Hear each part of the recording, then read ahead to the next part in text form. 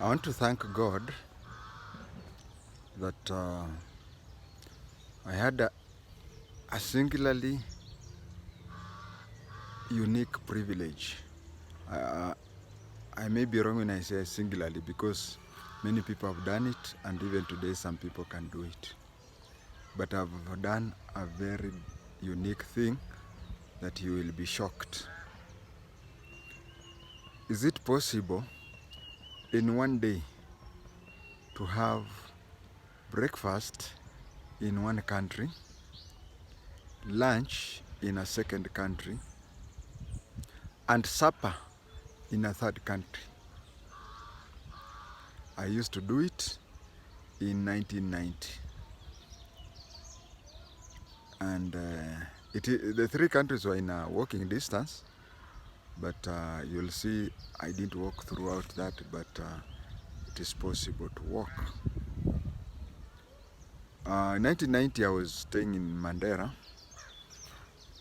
My house was the same distance as from those who are near Nairobi can say, from my house to the border, it's like from Nyayo Stadium to the railway overpass along Uhuru Highway. Then the police station in Somalia was like Nyayo House. Now for me to leave my house, go to Mandera part of Somalia, I would walk like from Nyayo Stadium to Nyayo House.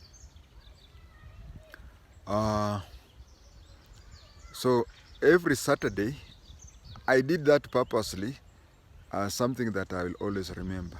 I would wake up in the morning, walk, cross the border, enter into Somalia. The Mandera in Somalia is called Bulahawa. Bula in Kisomali means estate. Hawa is Eve, the mother of mankind, the wife of Adam.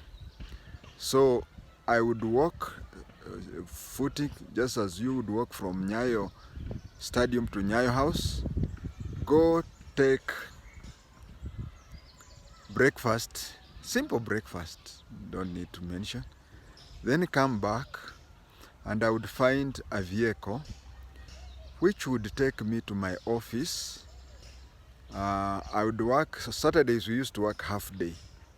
I would work until lunchtime, when the vehicle would carry me the distance as from now, assuming that I stay in Nyayo, I stay at Nyayo House. So I wake up in the morning, go to Nyayo Stadium, have breakfast, walk back to Nyayo House. I'm talking of the distance. Then the vehicle would take me from Nyayo House to museum, where my office was. Then somewhere around museum, I would work, and then the vehicle, after around noon, the vehicle would carry me all the way to a place like Westlands. Then from there, it would drop me there. There is a river between Kenya and Ethiopia. The river is called River Dawa, like medicine in Kiswahili. So I would cross River Dawa, go to Ethiopia, have my lunch in Ethiopia. Those days I used to take alcohol, so we would merry-make until evening. The Ethiopian rule was no non-Ethiopian was supposed to be inside Ethiopia past 6. So at 6, I would cross back to Kenya, and of course supper I would have in my house. There it is, you find that the Mandera in Ethiopia is called Malka Suftu. Malka Suftu. In Ethiopian language, Malka is estate. In Kisomali is Bula.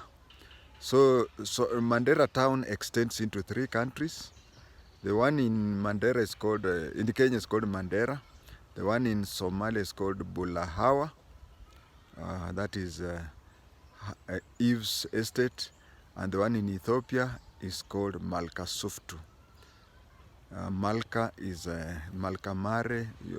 It's Ethiopian language for saying the way Bula is. Or put it better, in Kisomali, Bula is an estate, Malka is in Kiborana. And that is how I used to have 3 meals in 3 different countries. Somalia and Ethiopia never allowed non-citizens to be there past 6. But one thing I noticed funny with Ethiopia is that in Kenya, at 6 we lower the flag. But in Ethiopia, the flag used to be there throughout day and night. How did I know that? Of course, when you're standing on the other side of the river.